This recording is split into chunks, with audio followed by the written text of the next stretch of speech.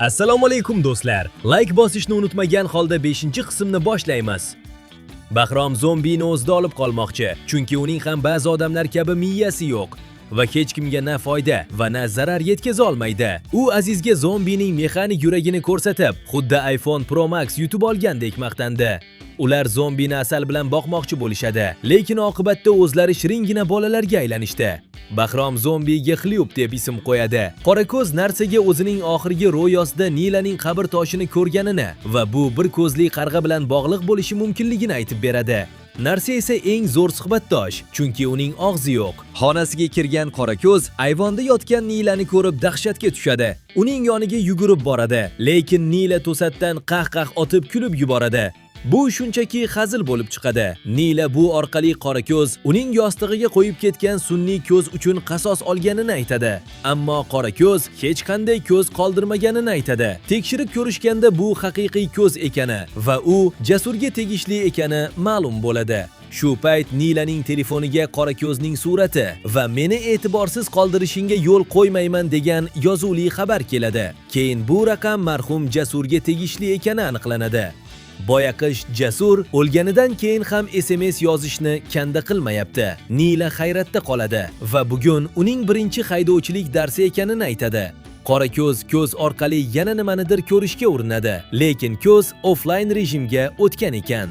U narsaga qobiliyatlarni tiklash yo'lini afsullar kitobidan qidirishni buyuradi. Maktab hovlisida talabalar hazillar kunini nishonlashmoqda.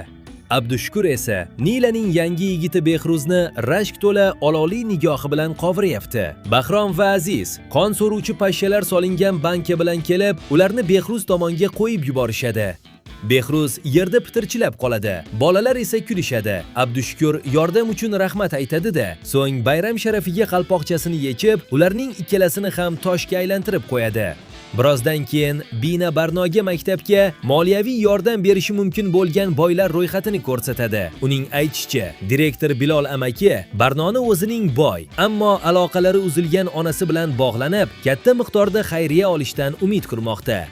Barno esa hali jonidan to'ymaganini aytadi, chunki uning onasi shunchalik saxovatliki, oxirgi marta undan pul so'ragan odam hozir narigi dunyoda xayriya yig'yapti. Shu vaqtda Bilol amaki va doktor Kallabosh bayram haqida gaplashishadi. Kallabosh bu bayramni yoqtirmasligini, chunki o'tgan yili kimdir uning kiyimiga ilon baliq solib qo'yganini aytadi. Qorako'z ulardan qarg'alarni boshqara oladigan biror kishini bilish-bilmasligini so'raydi. Kallabosh oxirgi 10 yil ichida bunday qobiliyatga ega hech kim bo'lmaganini aytadi. Aziz va Bahrom omborda Xlyubni yo'qlashadi. Bahrom unga sendvich beradi. Zombi uni darhol och-ofatlarcha yeb yuboradi. Bolalar ketgach, Xlyub zanjirlardan qutulishga harakat qila boshlaydi. Qorako'z esa narsaga Otabekni ko'rish uchun shifoxonaga bormoqchi ekanini aytadi. U yerga borish uchun u Nilaning haydovchilik darsiga ruxsatnomasini o'g'irlaydi. Mila xonaga qaytib hujjatini qidirganida narsa uni ko'rmaganini aytadi va aldamaydi. Chunki nimanidir ko'rish uchun ko'z kerak. Xonaga Barno kiradi va Nila ketgach narsaga Guddining afsullar kitobini unga topshirishni buyuradi. Maktab darvozasi oldida esa Qorako'z o'zini Nila qilib ko'rsatadi va o'quv mashinasiga o'tiradi. Eng yaxshi o'g'rilik. Bu mashinani haydovchisi bilan birga o'g'irlash degan qahramonimiz shu tarzda Otabek bilan uchrashish uchun kasalxonaga yo'l oladi. Ruhiy shifoxona qo'riqchisi uni ichkariga kiritishni xohlamaydi. Uni maxluqqa ishqiboz bo'lib qolgan oddiy muxlisa deb o'ylaydi. Biroq Qorako'z bir dasta hujjatlarni ko'rsatib, o'zining kimligini aytgach uni ichkariga qo'yishadi. Klinika bosh psixiatri doktor Gulhayo Qorako'zni kutayotganini aytadi, chunki Otabek doim u haqda gapirar emish. Malika esa bu yerda Wi-Fi yo'qligidan shikoyat qilgani uchun boshqa muassasaga o'tkazilgan. Doktor Otabekning bu ayolni xizmat doirasidan qanchalik uzoqda bo'lsa, tuzalishi osonlashishiga ishonadi va Qorako'zning kelgani ham bu ishga hissa qo'shadi deb o'ylaydi. Qorako'z Otabekning kamerasiga kiradi. Otabek zanjirlangan, lekin o'zini xuddi bo'yniga tilla zanjir taqilgan gangsterdek mag'rur tutadi. Hatto otasining o'limini eshitganda ham sovuqqonligini yo'qotmaydi. U Qorako'zni ustidan kulib, qiz uni unuta olmayotgani uchun kelganini va uning ichidagi maxluqqa oshiq bo'lib qolganini aytadi. Chunki qizning o'zi ham deyarli maxluq. Shuningdek, qochib ketganidan so'ng Nilani o'ldirish bilan tahdid qiladi. Ammo Qorako'z ham bo'sh kelmaydi. Sen esa malikaning pult orqali boshqariladigan maxluqchasisan. U seni boshqarilishi oson bo'lgan so'takliging uchun tanlagan, deydi u yigitchaga. Otabek g'azabdan maxluqga aylanishga urinadi. Biroq soqchilar bo'ynidagi maxsus moslama orqali uni to'xtatib qolishadi. Bu vaqtda Aziz Bahromga uning zombisi Xlyub asalni pulini to'lamay qochib ketganini xabar qiladi. Direktor Bilol amaki esa Binaga Barnoni o'z onasidan xayriya puli olishi qanchalik muhimligini tushuntiradi. Shu orqali ular boshqa boy odamlarni ham ehson qilishga ilhomlantirishi mumkin. U Binaga o'zining sirenalik qobiliyatini Barnoga qarshi ishlatishni va uni onasini ko'ndirishga majbur qilishni buyuradi. Bu gaplar joniga tekkan Habash qiz avvaliga Bilol amakining o'ziga ta'sir o'tkazmoqchi bo'ladi, lekin direktorning bo'ynidagi antivirusi uni qizning sehridan himoya qiladi. Bilol amaki Binani stipendiyadan mahrum qilish bilan qo'rqitadi va keyin qizning itoat qilishdan boshqa chorasi qolmaydi. Shu vaqtda Nila o'z xonasiga sevgilisini olib kiradi va u yerda narsa uchun kelgan sovg'ani ko'rib qoladi. Uni ochganida esa narsani kayfi oshib qolgan holda ko'radi va buni qanday uddalaganiga hayron qoladi. Sovg'a ichida Doniyor amakidan kelgan tug'ilgan kun tabrigini olib o'qiydi. Suhbat chog'ida narsaning bugun tug'ilgan kuni ekanligi va Adamslar buni unutib qo'yishgani ma'lum bo'ladi. Nila narsaning tug'ilgan kunini o'zining bo'rilar to'dasi bilan nishonlashni taklif qiladi. To'satdan Behruz bilan bog'liq ko'ngilsizlik yuz beradi. Nila yordamga yuguradi, biroq kutilmaganda narsa jamadon mahbusiga aylandi va sevishganlarni o'g'irlab ketishadi. Kechasi Qorako'z narsani qutqaradi va Nila bilan Behruz o'g'irlab ketilganini biladi. Telefoniga kelgan ovozli xabar unga dugonasini qutqarish uchun 30 daqiqa vaqt beradi. Men senlarga pizza yetkazib beruvchimanmi, deb o'yladi Qorako'z. Eshik ostidan esa o'lik rolini o'yna degan yozuvli xat chiqadi. Nila va Behruz endilikda rostdan ham bir-birlariga juda bog'lanib qolgan holda uyg'onishadi. Boshida buni hazil deb o'ylashadi, lekin tepasiga kimdir oshxonadagi hamma pichoqlarni osib qo'yganini ko'rgach, vaziyat jiddiyligini tushunishadi. Qorako'z ularni qidirayotib Go'zal opani uchratadi. Go'zal opa uni xayriya konsertida orkestrga qo'shilishga ko'ndirmoqchi bo'ladi. Keyinchalik Qorako'z xatdagi harflar aslida notalar ekanini tushunadi va ularni pianinoda chalib, yashirin yo'lni ochadi. U yerda niqobli kimsa soat chiqillamoqda degan yozuvni qoldirib ketadi. Soat minorasida Nila va Behruz o'lim xavfi ostida bir-birlari bilan xayrlashishadi va hatto bo'sa olishadi.